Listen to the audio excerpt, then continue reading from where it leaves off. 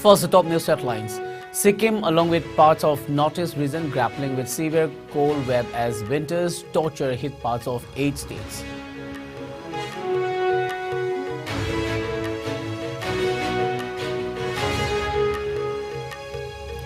India's vaccine task force chief says Bharat Biotech's intranasal COVID-19 vaccine cannot be administered to those who have already taken the booster, but is only for those who are yet to take it.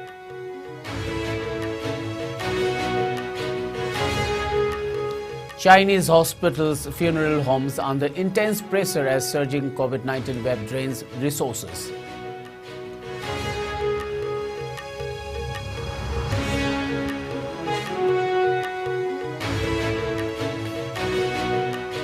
And Manipur Legislative Assembly Speaker Thokchom Satyavrata extends warmest New Year greetings to people.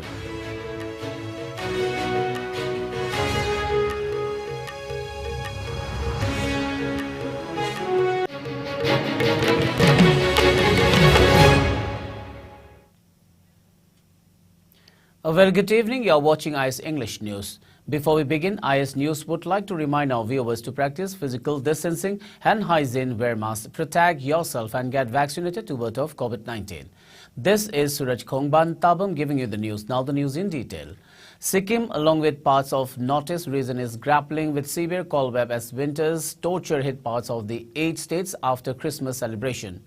Sikkim was blanketed in white as the state received the season's first snowfall on December 27. Parts of North Sikkim such as Lachung and upper reaches of the hilly region received good amount of snowfall following a severe cold wave gripping the state and its adjoining areas. Meanwhile, capital Gangtok recorded 6 degrees Celsius daily temperature as per Indian Meteorological Department Sikkim. It needs mention here that for the last 48 hours, Sikkim has been grappling with very cold weather. Meanwhile, due to snowfall, Sikkim is receiving a good number of tourists. Travel planners have already started receiving bookings from across the nation.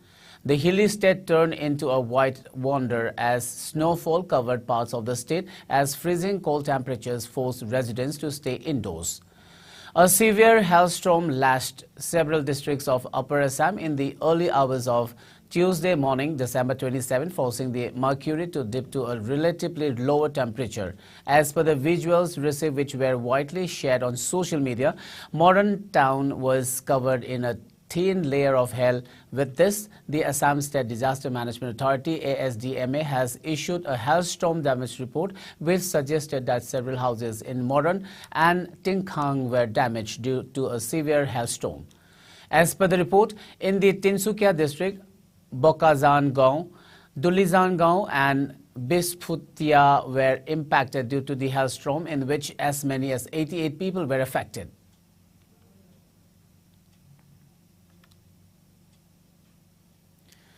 India's vaccine task force chief has said that Bharat Biotech's intranasal COVID-19 vaccine cannot be administered to those who have already taken the booster, but is only for those who are yet to take it. The announcement comes amid the introduction of the intranasal vaccine, which has been priced at Rs 800 per dose in the private market and Rs 325 if obtained through government channels.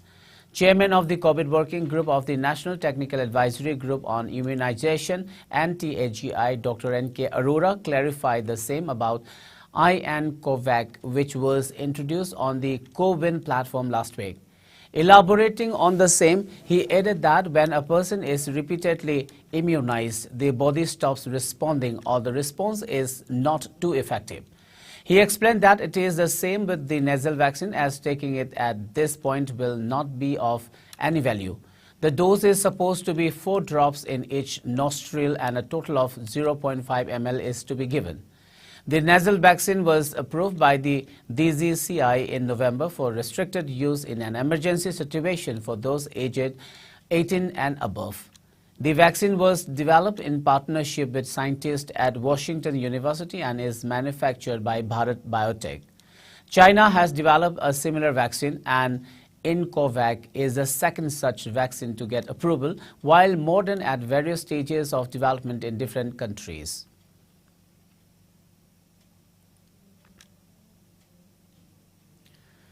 Chinese hospitals and funeral homes were under intense pressure today as a surging COVID-19 wave drained resources, while the scale of the outbreak and doubts over official data prompted some countries to consider new travel rules on Chinese visitors, a media report said. In an abrupt change of policy, China this month began dismantling the world's strictest COVID regime of lockdowns and extensive testing, putting its battered economy on course for a complete reopening next year. According to some international health experts, the lifting of restrictions, which came after widespread protests against them, means COVID is spreading largely unchecked and likely infecting millions of people a day. The speed at which China, the last major country in the world moving towards treating the virus as endemic, has scrapped COVID rules, has left its fragile health system overwhelmed. There were long queues inside and outside Haozi Hospital's emergency department. The China-Japan Friendship Hospital's fever clinic in Beijing was also packed with elderly patients. Most of those arriving in ambulances were given oxygen to help their breathing. Car parks around the Dongjizhao Funeral Home, one of the biggest in Chengdu, were also full. Funeral processions were constant as smoke billowed from the crematorium. At another Chengdu crematorium, privately owned Nanling, staff were equally busy. Nurses and doctors have been asked to work while sick, and retired medical workers in rural communities have been rehired to help. Some cities have been struggling with drug shortages. Meanwhile, China has said it only counts deaths of COVID patients caused by pneumonia and respiratory failure as COVID-related.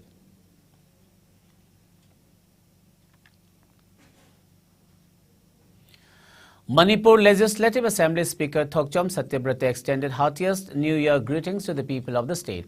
The speaker in his message said that 2022 has passed and has become a part of history. He said that 2023 is a year everyone is journeying to where cherished dreams are in their grandest way possible. He further wished that the coming new year be much better and more prosperous and usher in good health, prosperity and success for one and all.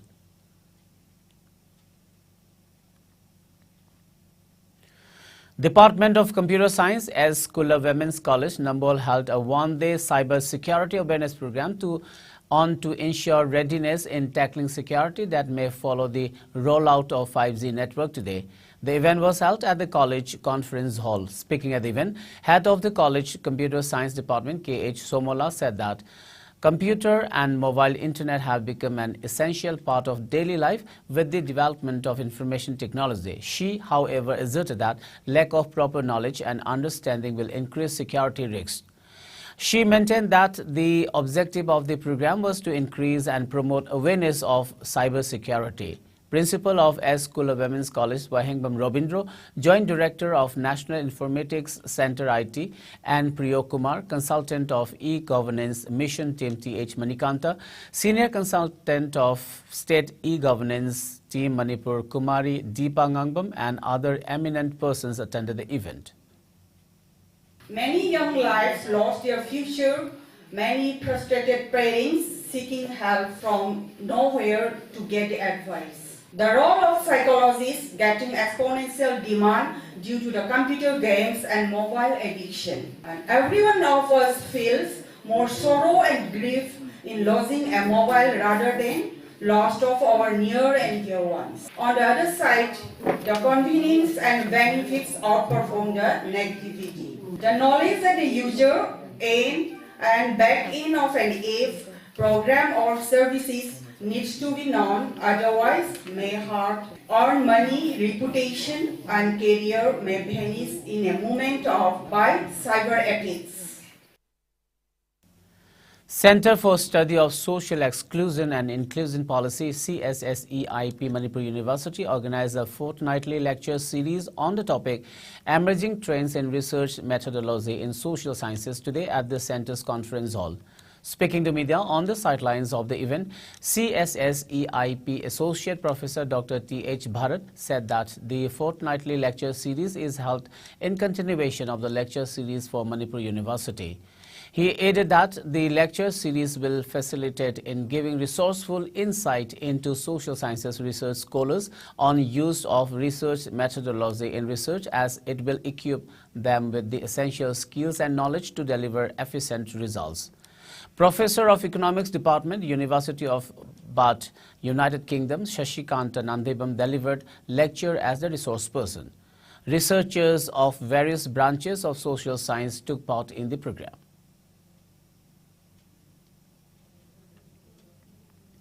A one-day workshop on climate change reporting was held at Nachau PP Park, Khairakpam in Bisnupur district today.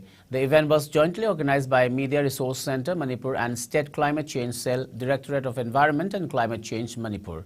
Head of Geography Department, Manipur University, Professor Pradeep Kumar was the resource person of the event.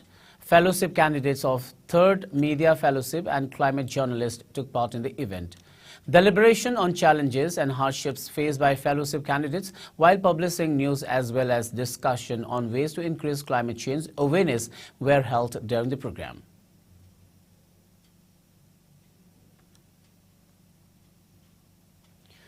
Ziri News Network Committee JNNC kicked off a two-day Ziri News Network sports meet at Kasturba Girls High School playground in Babupara today. Speaking at the opening function, President of All Jiribam Meira Paibi AJMPS Sushila lauded Ziri News Network for its immense contribution to dissemination of information to the people of the district, ensuring easy access to quality news.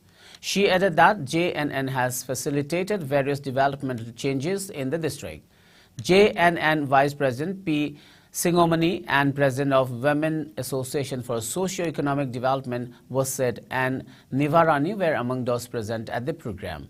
A wide range of programs and sports events were held on the first day of the sports meet.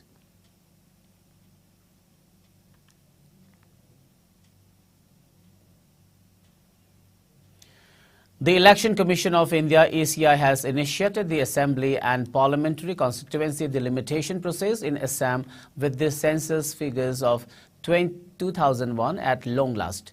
The Commission has banned the creation of new administrative units in the state from January 1, 2023 till the completion of the delimitation exercise. The constituency delimitation was long overdue in Assam. When the Election Commission of India was ready to start the process, an all-party delegation from Assam met the then Union Home Minister Shivraj Patel in 2007 and told him that the delimitation process would create law and order problems in the state. The then state government also expressed the same view before the central government, and since then, the issue of the limitation of constituency in Assam regained hung. It was after present Chief Minister Hemanta Biswa Sharma informed that the Election Commission recently that the delimitation exercise would not have any impact on the law and order situation in the state. The Commission initiated the process. The Chief Minister did appeal to the Election Commission to start the constituency delimitation exercise in the state. As mandated under Article 170 of the Constitution, the Election Commission will use the 2001 census figures to delimit parliamentary and assembly constituencies in the state. The Commission said that it would follow the reservation of seats for the scheduled caste and scheduled tribes as per Article 330 and 332 of the Constitution of India.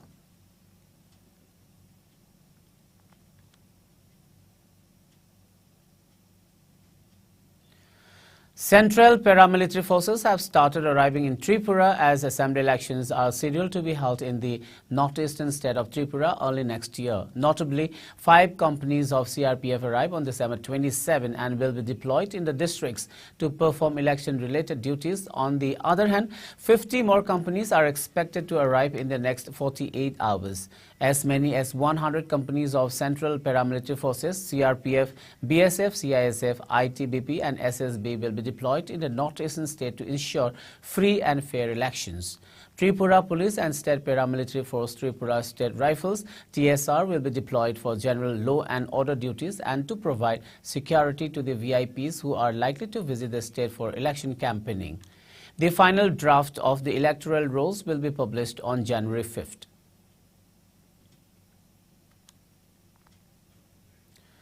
Ahead of the assembly elections, the ruling BJP suffered a jolt as one more legislature of the party, Diba Chandra Rangkhol, resigned from the Tripura assembly today. He is the 8th MLA to have left the BJP IPFT coalition that came to power after winning the 2018 assembly elections. Accompanied by several Congress leaders, the MLA submitted his resignation before the Secretary Tripura Legislative Assembly in absence of Speaker Ratan Chakraborty. The 67-year-old leader was elected from Karamchara constituency in Dhalai district as a BJP nominee in 2018 assembly elections. Rangkhol, a Congress turncoat, is expected to return to his old party. The BJP is yet to make an official statement on Dibachandra Rangkhol quitting the party.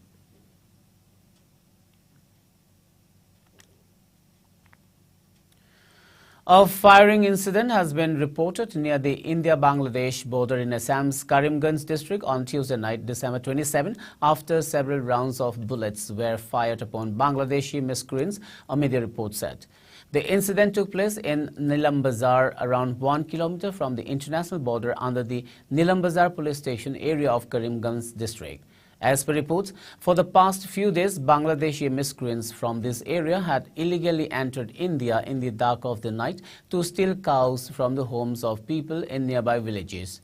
As a result, Karimganj police took steps to take strict action against them. Accordingly, on December 27, police received information from secret sources that a group of 4 members from Bangladesh had entered the Indian border and planned to steal cows. Further, a police team led by Karimganj DSP Gitartha Sharma rushed to the spot late in the night based on the secret inputs. However, when Bangladeshi miscreants were held red-handed while stealing cows from the Indian border, the police asked them to surrender but did not follow the police order. When they started fleeing, the police opened several fires on them, but no casualties have been reported so far.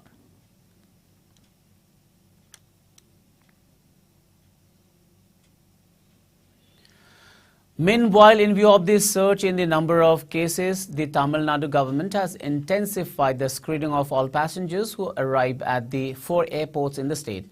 A woman and her 6-year-old daughter who returned from China via Colombo tested positive for COVID-19 at the Madurai airport in Tamil Nadu, while 2 passengers from Dubai tested positive at the Chennai airport today. Both passengers hailed from the Pudukkottai district, Alanguri. The woman hailing from Virudhunagar near Madurai and her daughter were subjected to RT-PCR test at the airport when they landed on Tuesday, and the results turned positive for coronavirus, the official said. As per media report, both are under home isolation in Virudhunagar. Their samples would be sent to the state lab for whole genomic sequencing. According to the Health Department instructions, all the test samples have been sent to the state Public Health Laboratory. Meanwhile, in view of the surge in the number of cases, the Tamil Nadu government has intensified the screening of all passengers who arrive at the 4 airports in the state. It had also directed private hospitals and labs across the state to send COVID-19 positive samples to government lab for whole genomic sequencing to monitor existing variants and detect newer variants. Well, it's time for a short commercial break. We'll be back with latest news and updates. Ana layengi office ki thabak amadi koi bachat pada India ki konung New Delhi da laifam leitaba ki awaba kok lagani. Delhi airport kayam naknana lairiba Mahipalpur da Manipur miyam ki damakta laizare Hotel Ambrosia. Laifam gi oina lupa lising amadagi hauraga pung kunmari pickup amadi drop ki taxi service laigani. Restaurant service ka loinana tongan ba khudong chaba kaya phangbigani.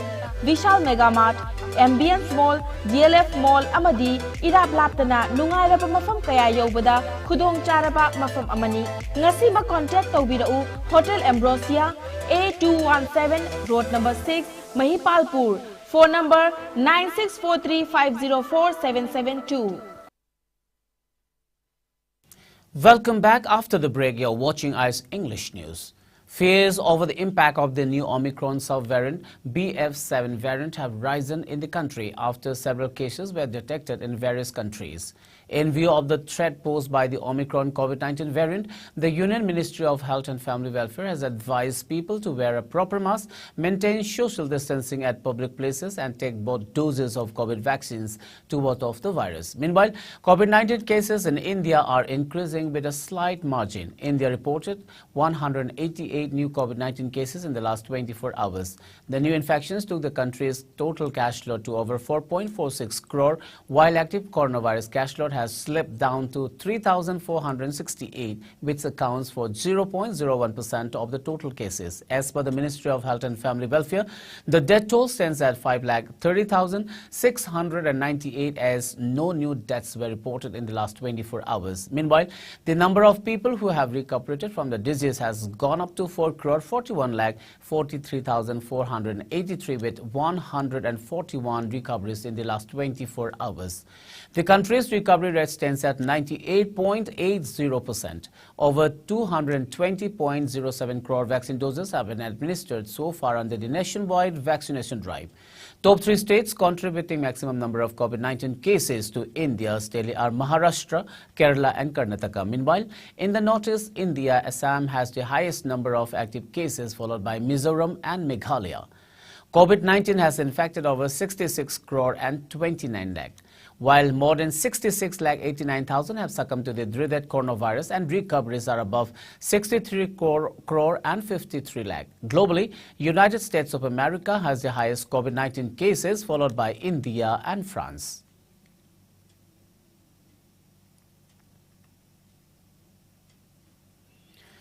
The UN Security Council has decried the increasing restrictions on women's rights in Afghanistan, urging the country's Taliban rulers to reverse them immediately. The Security Council reiterated its deep concern of the suspension of schools beyond the 6th grade and its call for the full, equal and meaningful participation of women and girls in Afghanistan. UN High Commissioner for Human Rights Volker Turk pointed to terrible consequences of a decision to bar women from working for non-governmental organizations. It may be mentioned that Taliban authorities stopped university education for women, sparking international outrage and demonstrations in Afghan cities last week. On Saturday, they announced the exclusion of women from NGO work, a move that already has prompted 4 major international aid agencies to suspend operations in Afghanistan, despite initially promising a more moderate rule respecting rights for women and minorities when they took power last year. The Taliban have widely implemented their strict interpretation of Islamic law or Sharia. They have banned girls from middle school and high school, restricted women from most employment, and ordered them to wear head-to-toe clothing in public. Women are also banned from parks and gyms.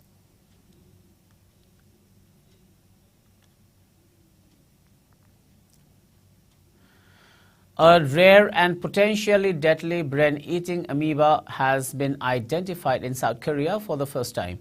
The brain-eating amoeba, known as Naegleria fowleri, is typically found in warm freshwater and soil and can cause a rare and severe infection known as primary amoebic meningoencephalitis (PAM). According to the Korea Disease Control and Prevention Agency (KDCA), the infected individual in his 50s has died.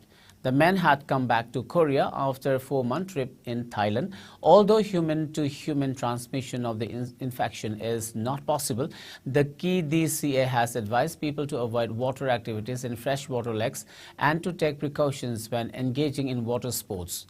The agency has also advised people to use nose clips for hold their noses shut when participating in water activities, and has also recommended that people avoid water activities in warm, stagnant water bodies and to avoid water activities if they have any cuts or abrasions on their skin. PAM is a rare but often fatal infection that can occur when contaminated water enters the nose and travels to the brain.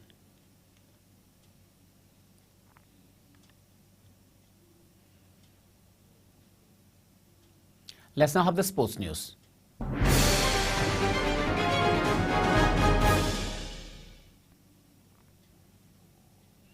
In sports today, Nick Kyrgios stunned his teammates by pulling out of the United Cup today on the eve of the tournament, soon after Rafael Nadal said the Australian had all the weapons to win a Grand Slam.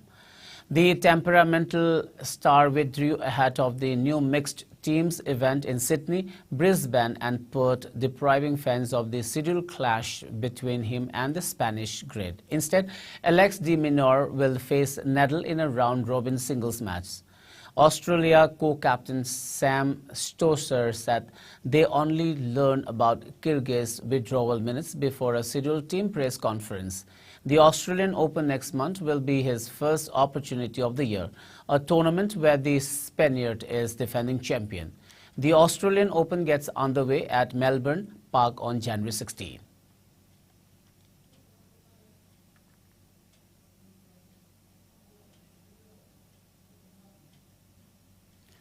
Before we wind up, let's have a quick look at the top news headlines once again.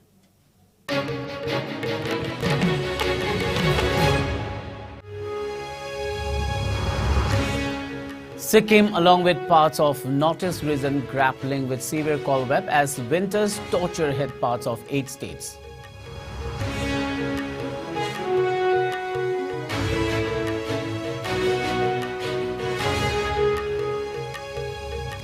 India's vaccine task force chief says Bharat Biotech's intranasal COVID-19 vaccine cannot be administered to those who have already taken a booster, but is only for those who are yet to take it.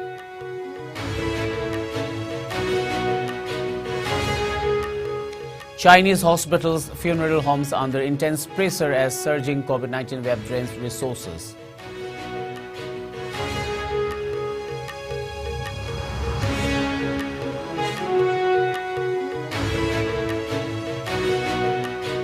And Manipur Legislative Assembly Speaker Thokchom Satyabrata extends warmest New Year greetings to people.